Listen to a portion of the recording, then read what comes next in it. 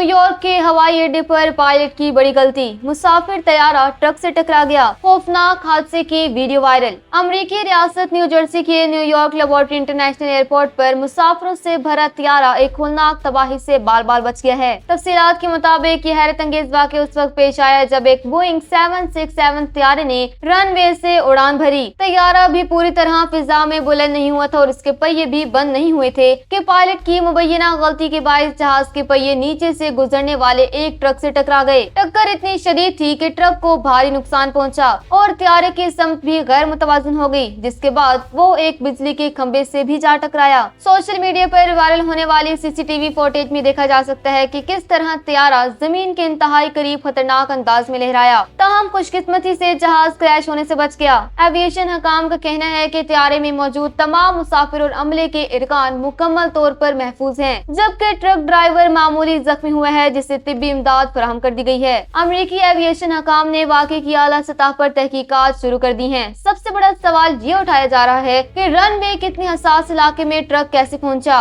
और पायलट ने उड़ान भरते वक्त हिफाजती प्रोटोकॉल्स का ख्याल क्यों नहीं रखा। इस वाक़े ने एयरपोर्ट की सिक्योरिटी और ग्राउंड मैनेजमेंट पर कई सवालिया निशान खड़े कर दिए हैं।